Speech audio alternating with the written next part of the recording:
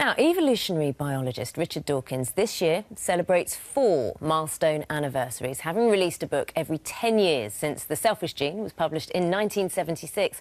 Well, as well as his scientific research, Professor Dawkins is well known as a passionate and sometimes controversial advocate of atheism, mostly notable in his book The God Delusion. Well, I went to meet him to find out more about his views on religion and how he lost his faith as a child. Let's talk about you and your upbringing. You were raised an Anglican. I went to Anglican schools. It was hard not to. In my time, virtually all schools were. But that doesn't mean that my parents raised me Anglican. When did you stop believing in God? I realised at the age of about 9 that there were lots of different religions and they couldn't all be right. But then I carried on believing in some sort of deistic God, some sort of divine creator. And that disappeared when I finally understood Darwinism and the fact that you don't actually need any kind of designer whatsoever in order to explain the beauty, the elegance of life and the apparent design of life. Did Christianity mould you in any way, mould the person you are today? I think there's something rather decent about the Anglican religion in its modern form, not in history, of course, but in its modern form. It stands for a measure of tolerance, which I admire. So I have a certain nostalgia for my cultural background, I suppose. Does it provide a moral code? No. It certainly doesn't provide a moral code. If it did, then we'd all be burning witches and executing people for breaking the Sabbath and that kind of thing. We do not get our morals from our historic religion, not at all. And it's a very good thing too. Do you think religion now is a force for good or for evil? For evil on balance. Why?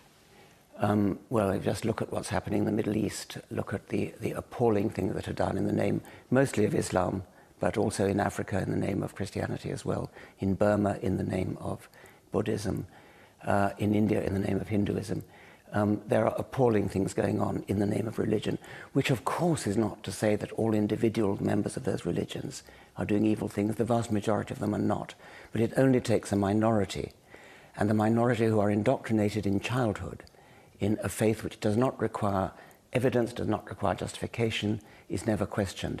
That is evil. It's evil to children, and it causes evil when they grow up.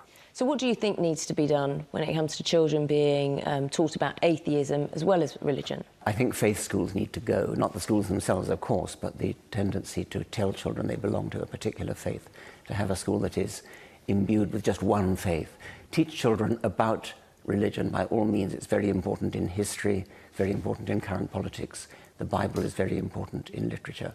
But don't tell a child, you are a Catholic child and this is what you believe.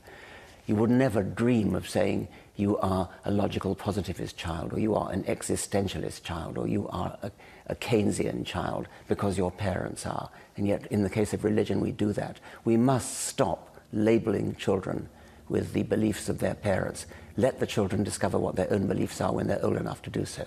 When you defend atheism, how closely do you come to attacking religion? Is there a line that shouldn't be crossed? Well, one line that certainly should not be crossed ever is the line of violence, and neither I nor any of my atheist colleagues ever do that. I think it's right to attack religion. I think it's right to attack any false beliefs, but also always to do it on intellectual grounds, always to do it using argument and evidence rather than insult. Is it inevitable that you will insult someone and hurt people? You may hurt people because they identify with their religion, which is a very unfortunate thing. I mean, you are not your religion, you are your own person, you are you. How do you cope with knowing that you have offended someone or hurt someone? I don't mind at all if it's simply their religion that causes them to be hurt. I would never hurt somebody by saying you've got an ugly face or something like that, but saying your religion is absurd, I'm quite happy to say that. I've noticed your voice is rather croaky. And I'm assuming this is after you suffered a stroke earlier this year. How physically are you doing? I'm doing fine. My voice is really the main thing that I will have to worry about. I can't sing, but that's not something I need to do. And when I talk, if I talk, after a while, my voice becomes increasingly croaky. So did you ever consider perhaps mortality or perhaps what lies beyond? Well, nothing lies beyond. That never changed? Well, of course not. Why ever should it? I mean, I consider mortality from time to time. I expect we all do, but certainly nothing lies beyond. The Church of England urged people to pray for you. Did you appreciate that, or did you think it was a waste of time? When my colleague Daniel Dennett, the philosopher, was very ill with heart problems, he was told that people were praying for him. So he said, "And did you also sacrifice a goat?" So a waste of time, or still a good token, a good gesture of kindness? I think any gesture of kindness is to be welcomed, yes.